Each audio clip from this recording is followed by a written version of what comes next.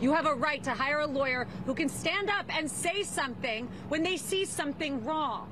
That is Trump attorney Alina Habba melting down after being reprimanded by a judge. But I was told to sit down today.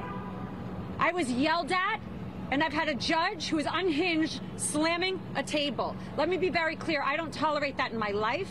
I'm not going to tolerate it here. Except, of course, Alina Habba did tolerate it by sitting down as the judge ordered. And by the way, does Habba not know how the rules of evidence work or how a courtroom works? It was kind of sad watching Alina Habba prove on this day that she doesn't understand trial procedures. In any case, as part of Habba's rant, the attorney took one of the judge's comments about Donald Trump out of context. I'm not here to hear what he has to say. Then why exactly am I being paid as an attorney, and why exactly are taxpayer dollars being used in this courtroom? Why are you being paid as Trump's attorney? Well, as Ron Filipkowski noted on Twitter, I'm pretty sure why Trump chose to hire you specifically. Most of the time you spend with him has nothing to do with any of his court cases. As we have seen in many photos and clips, he isn't taking Chris Kise, the other attorney, on the road with him on his private jet. But go ahead, Alina, give us your expertise as to why you think Donald Trump is facing this civil lawsuit. The answer is very clear. Because Miss James wants to stand right here like she did this morning and call my client a liar. Ah, yes, the New York Attorney General is the liar, not Donald Trump, who was a serial liar and stands accused of lying to banks and insurance companies about the value of his properties. Given that Attorney General James got under the Trump team's skin, let's play Mrs. James' comments from before Trump testified. I am certain that he will engage in name-calling and taunts and race baiting and call this a witch hunt. But at the end of the day, the only thing that matters are the facts and the numbers. And numbers, my friends, don't lie. Thank you. James' predictions were accurate because in court, on the witness stand, Trump did engage in taunts and name-calling, which is why the judge got angry at him and demanded that Alina Habba control Donald Trump. Here are the James remarks from after Trump's courtroom explosions. Mr. Trump obviously can engage in all of these distractions, and that exactly what he did, what he committed on the stand today, engaging in distractions and engaging in name-calling. But I will not be bullied. I will not be harassed. This case will go on. We look forward to hearing the testimony of Ivanka Trump on Wednesday, and then we plan on closing our case. And then there'll be some motions on Thursday. And then the defense will present their case in chief. And for the record, here's what the civil defendant Donald Trump said outside the courtroom following his testimony. This is I think it's a very sad day for America. But anyway, this is a case that should have never been brought, and it's a case that should be immediately dismissed. Thank you. Thank you very much. What do you think the Trump and his attorneys have already lost motions to dismiss the case, but they will get an opportunity to lose that motion again in a few days.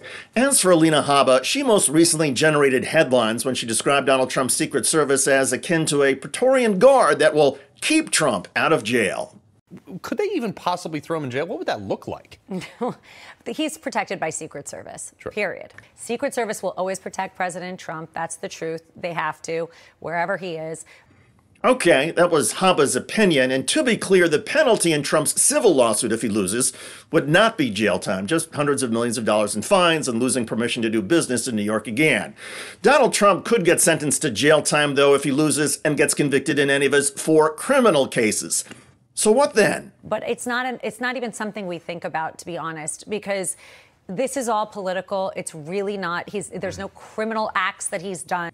No criminal acts?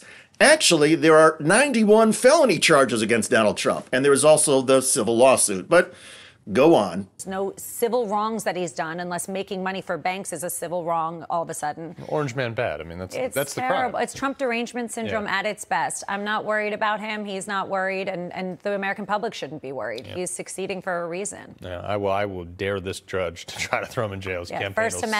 Yes, that Newsmax anchor just dared the federal judge in the D.C. case to sentence Trump to jail. Yeah, I will dare this judge to try to throw him in jail. His campaign First Amendment. Yeah. First Amendment is a thing. Okay, so the Newsmax anchor is suggesting Donald Trump's Secret Service and armed supporters will rise up and use their weapons to fight off a Trump imprisonment, and that something might happen to the judge. It's like Newsmax is rooting for another January 6th, only this time MAGA world is itching for a riot at the D.C. federal courthouse. In the meantime, one of Donald Trump's former lawyers said the other week that Donald Trump could find himself sent to jail much sooner because of Trump's continuous violations of court gag orders. Ty Cobb said he thinks Donald Trump will spend a night or weekend in jail. On the point about the gag order, what do you think is next, right? I mean, so the gag order went away for 9 days. It gets reinstated. He says these things about Bill Barr. What he got fined $10,000 for him, that's, pennies. No matter what his real wealth is, it's still pennies. So where does he end up on this? Well, the New York judge fined him $10,000. That's in a civil case. That's not as consequential as Judge Chutkan's case. I think Judge Chutkan, prudently allowed Trump to try to persuade her to extend the gag order. She concluded, on the basis of his conduct this week, not to do so. And I think she'll come in with a much heavier penalty. And ultimately, I think he'll, spend a night or a weekend in jail. Wow. I think it's going to take that. I think it will take that to stop him. Wow. That'll be an incredible thing to actually see happen. But you think that's where it goes? I do. Cobb said he thinks Trump will spend a night or weekend in jail. Well, it won't come because of the latest Trump behavior in the New York civil case.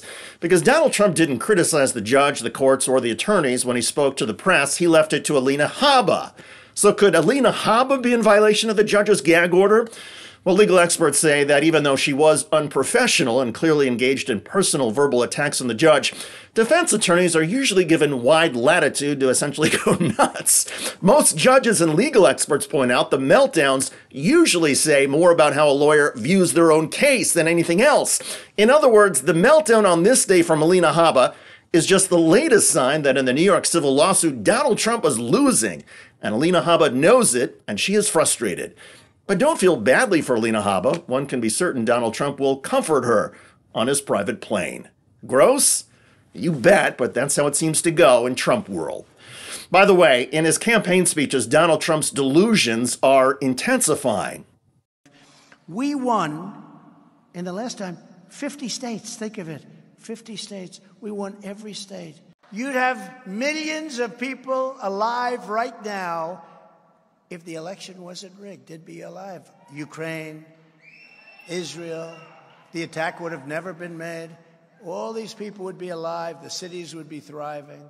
Trump, since he left the White House, and this is really the theme of my book, has become more detached from reality than he ever was even in the White House. Check out that video at the link below. I'm David Shuster. Thanks for joining us.